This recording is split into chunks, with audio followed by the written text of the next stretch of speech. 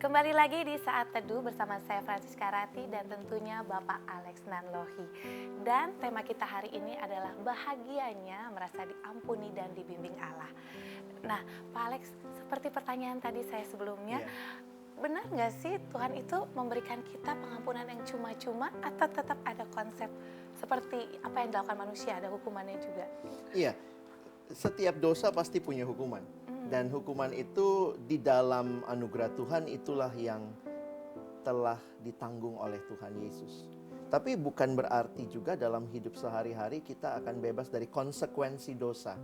Misalnya seorang yang mencuri lalu dia masuk penjara, dia boleh berdoa kepada Tuhan, minta pengampunan, dan Tuhan mengampuni. Tetapi harus menjalani hukuman di penjara itu sebagai bagian yang harus dia tanggung. Demikian. Oke, nah Pak Alex, gimana dengan ceritanya kalau orang berbuat dosa tapi untuk kebaikan orang lain nih? Ini agak bingung kan? Ya contoh-contoh, mungkin kalau misalnya pernah dengar legenda Robin Hood begitu ya, dia kan mencuri. Kalau kita dihukum kita mencuri udah pasti masuk penjara. Tapi dia mencuri untuk dibagikan kepada rakyat miskin. Dari orang kaya kepada rakyat miskin. Nah, apakah Nah, ini konsep yang sering kali beredar di masyarakat seolah-olah jadinya boleh begitu, asal tujuannya baik. Jadi jangan sampai tujuan menghalalkan cara.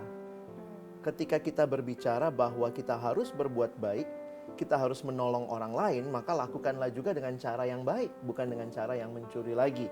Sehingga mungkin kita bisa menggunakan jalur-jalur yang lebih baik, lebih elegan, sehingga tidak mesti harus menggunakan cara yang busuk untuk demi menolong orang seperti itu.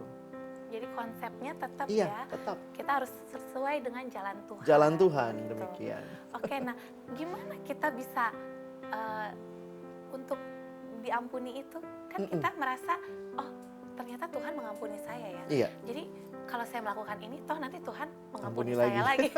Jadi kesannya ada sebuah kebebasan yang tidak ada kontrol nih. Nah kira-kira Pak Alex, apakah Tuhan itu akan terus-menerus mengampuni kita seperti itu? Dan berapa kali sih biasanya Tuhan akan mengampuni dosa kita? Gitu?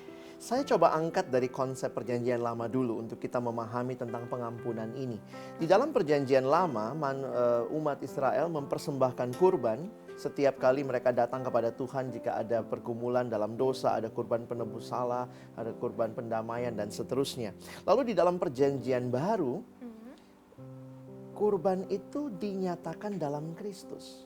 Jadi seluruh hukuman dosa yang harusnya kita tanggung itu telah ditimpakan kepada Yesus. Dan dialah anak domba Allah yang mengangkut dosa dunia. Dialah anak domba Allah yang menanggung dosa dunia. Sehingga di dalam kita mengerti akan hal ini, yang menarik adalah bagaimana hukuman dosa itu bukannya dibebaskan lalu kita jadi enak aja berbuat dosa lagi. Tetapi kita sudah menikmati kebebasan itu karena Kristus yang sudah menanggung dosa kita. Nah, hal yang menarik adalah ketika kita yang sudah ditebus oleh Kristus ini terus-menerus menikmati dosa dengan pengertian kan sudah ditebus. Sebenarnya kita tidak mengerti pengampunan.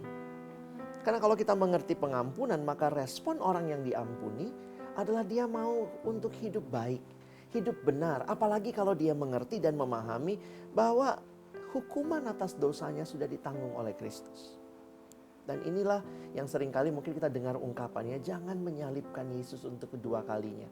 Hanya dengan kita menikmati dosa kita dan punya pemahaman, oh pasti Tuhan ampuni. Apalagi dikatakan, wah sampai 70 kali 7 begitu ya. Tapi itu bukan hitungan matematis. Itu mau menunjukkan kepada kita betapa luasnya anugerah Allah dan pengampunannya.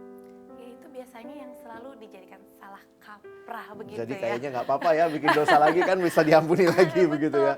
Apalagi jadi orang melihat, oh enak banget ya orang Kristen cukup mengakui Yesus Kristus sebagai juru selamat, ya udah dosa kita diampuni. Segampang itu jadi kesannya begitu. Padahal sebenarnya lebih dalam dari itu ya. Kita untuk mengenal Yesus kita harus kenal kasih karunia-Nya juga. Betul. Dan bukti kasih kita kepada Tuhan adalah ketaatan kepada Dia. Saya coba bacakan satu ayat di dalam Yohanes pasal yang ke-14 ayat yang ke-15 mengatakan demikian. Yohanes 14 ayatnya yang ke-15. Jikalau kamu mengasihi aku, ini kalimat Yesus. Jikalau kamu mengasihi aku, kamu akan menuruti segala perintahku. Jadi orang yang mengalami kasih Kristus dan mau mengasihi Tuhan, yang terjadi bukannya dia menikmati dosa, tetapi justru dia terus-menerus hidup di dalam Tuhan. Nah itu saya pikir yang harus kita hayati. Jadi tetap meskipun kita sudah ditanggung oleh Yesus Kristus dosanya, kita tetap harus mengakui kesalahan kita di hadapan Betul. Tuhan. Mengakui ini satu hal yang menarik. Kalau kita perhatikan, hanya orang yang mengakuilah yang menyatakan dengan jujur dan dengan sadar, saya butuh pertolongan. Sehingga disinilah pengampunan Tuhan akan kita nikmati ketika kita mengakui, ya Tuhan, saya berdosa. Orang yang membutuhkan tabib adalah orang yang sakit. Dan ada orang yang merasa tidak membutuhkan tabib. Dan Tuhan Yesus berkata, ya kepada mereka lah yang sadar mereka butuh tabib, itu dia datang. Jadi ini satu hal yang menarik, bahwa mereka yang mengakui dosanya, mereka lah yang akan menikmati dengan limpahnya anugerah Allah pengampunan ini. Apakah dengan mengakui dosa kita itu kita akan terbebas dari masa lalu seperti yang tadi? Nah ini yang menarik ya, bahwa di dalam Mazmur ini kalau kita perhatikan, ada pengalaman pemazmur, pengalaman Daud yang dia tuliskan, ketika aku menyimpan dosaku. Coba kita lihat lagi tadi ya, Mazmur 32. Dia mengatakan ada sakit di sumsumnya gitu ya.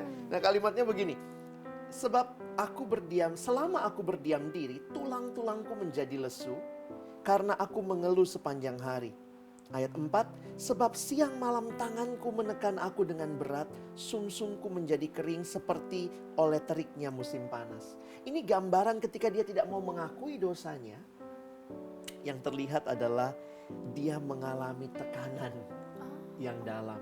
Bahkan seorang penafsir pernah berkata, mungkin kita baru kenal psikosomatis sekarang ya, bagaimana pikiran itu bisa membuat kayak orang sakit mah atau asam lambungnya naik gitu. Tapi ini pengalamannya Daud, bahwa ketika dia mengalami tekanan dan dia tidak mengakui dosanya, ternyata pengalaman fisiknya pun mengalami gangguan. Sehingga saya pikir mari belajar untuk dengan disiplin mengaku dosa. Kalau kita ke gereja kan biasanya bagi orang Kristen ada kesempatan untuk mari kita mengakui dosa kita. Nah, saya pikir itu penting untuk kita lakukan. Jadi ternyata kuncinya agar kita terbebas dari beban-beban dosa masa lalu dan tentunya penyakit yang nantinya tumbuh di badan kita. Kita mengakui secara jujur ya. Dan menikmati ya janji Allah, aku akan mengampuni. Pengampunan itu. Nah, ada satu lagi yang belum kita bahas, bagaimana kita ke depannya. Kekhawatiran akan masa depan ini penting banget nih ya, Pak Alex. Tapi setelah yang satu ini pastinya di Saat Teduh terus pemirsa, dan jalani hari bersama Yesus Kristus.